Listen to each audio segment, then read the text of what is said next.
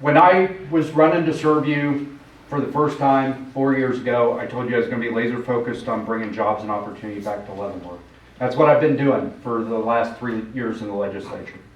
There's really two big components to that. I'll touch on them briefly, and I hope as we're going through questions and answers, I get to dive into some of this.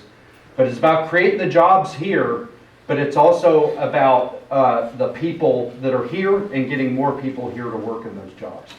So for the jobs here already, the first thing that I did was the Historic Kansas Act to get more investment in our historic downtown and historic downtowns like ours across the state. You know, these old buildings, those are the engines for small businesses, especially retail and hospitality. We got to get those back in service and get businesses in them to create those jobs. But I also was active and supportive of measures to get jobs across the region, which is why I voted for the Apex Economic Incentive Package that brought Panasonic right across the river down into DeSoto. Right outside of our county. Hopefully we can get a high-speed north-south corridor so that people can live up there and work down here, and then while they're living up here, they're going to need all those services. It'll generate more jobs. I've been working on getting the bridge done, because if we want businesses to come here, we have to have high-speed access to I-70, and we have to have high-speed access to the Kansas City Metro. So that's what makes businesses locate here, is they can get their goods to market out of our town. So I've been working very hard on those transportation issues. But also it's about making this an appealing place for employees to live. When these big companies are looking for where they're going to locate, they are looking at tax structure, they're looking at education and our schools. You know, I love the folks that work at the Leavenworth School District, but we are in the bottom 5th.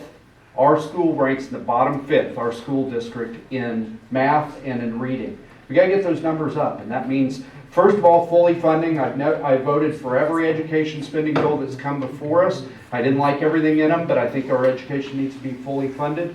But also I voted for things to try to get some of the nonsense out of our schools and get back to the fundamentals of reading, writing, and arithmetic, getting our kids job ready and college ready for the 21st century. It's also about bringing the people here and getting the people who are already here back to work.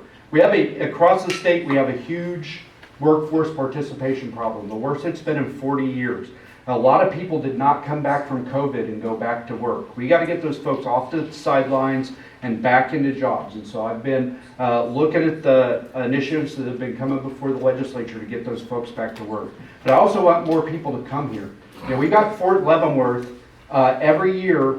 Hundreds of service members separate from the military here in Leavenworth and then go to Texas or Florida because they've got better tax structures. That's why I've been fighting for disabled veteran property tax relief. I sponsored a bill, got it through the House 123-1. We just got great news on Monday that it's going to be heard in the Senate next year. Thank you to all the veterans here in the room who showed up for that, to demand that.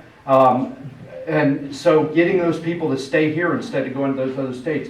Kansas is stagnant in population right now, and if we don't do something to reverse that before the next census, we're going to lose a congressperson, lose a voice in Washington, D.C. I want more folks living here in Kansas, building their lives and building their future. Thank you. Thank you, Pat.